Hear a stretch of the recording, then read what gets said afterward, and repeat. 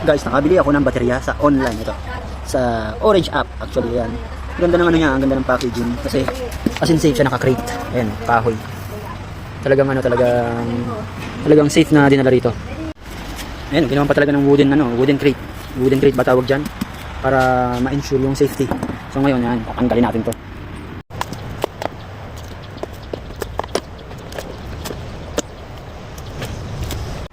At ito yung resibo ng binili natin baterya. So inipit nila dito. So yun, tama naman. Yokohama naman yung nabili natin. Tamang item naman siya. Kaya yun, legit. Bigat!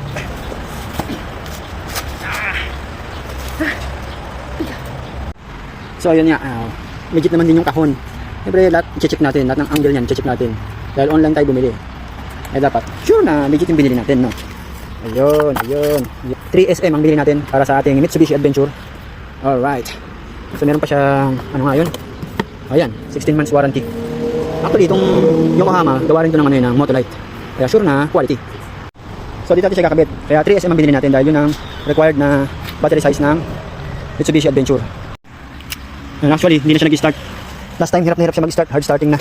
Tagal na rin eh. Kulang-kulang 5 years na rin ito eh. Tingnan natin kung mag-start pa. Nag-start pa. Pero hirap na talaga.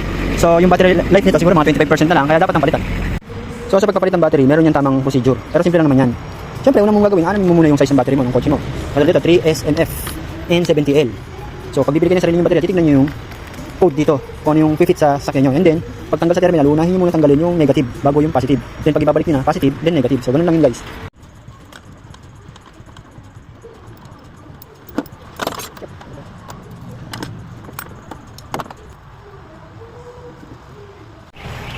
So ito yung lumang battery natin, and then ito yung kanilang kapatid. Lagyan natin yun dito. So yun guys, ganun lang kadali yung magkabit ng battery. Hindi nyo kailangan maging mekaniko kasi lang masyadong technical dito eh. Kailangan lang alam nyo yung size ng battery na bibili nyo. Tapos, siyempre alam nyo kung paano magkabit ng terminal. Napakadali lang naman yan, wala namang kuryente yan kasi nakapatay doon. So yan, tatanggalin nyo lang yung cover. Yan. Again, kung ang una nyo tatanggalin is negative, then positive. Pag ibabalik nyo, positive, then negative, alright?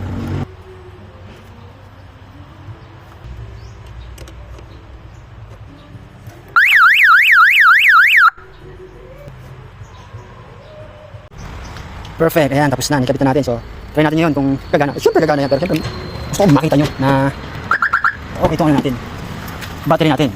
So kanina, hard starting tayo, lalo nung nakarang araw, hard starting talaga eh. Pero ngayon, 1, 2, 3. Isang ano lang, tunog agad. Ayos. Wala nang problema, ano na siya, napaka-easy na siya yung start ngayon. Ayos guys, yun, gumana na siya. Siyempre gagana yan, di ba? Yokohama yan eh, walang problema dyan. Kung gusto nyo rin ng ganito, ilalagay ko lang dyan sa yellow basket. Basta tandaan nyo lang kung ano yung type ng battery nyo para malaman nyo rin yung size syempre. Para mag-cash siya sa battery luggage. And then syempre, tatagal na naman ito ng 4 na taon. Yan, di ba? 4 na taon na naman yung tatagal nito kasi hindi ko naman masyadong ginagamit ito eh. 2 beses lang isang linggo. So yun, kung gusto nyo ng ganito, check nyo lang dyan sa yellow basket. Ilalagay ko lang dyan. Kung wala, sa orange shop, meron yan.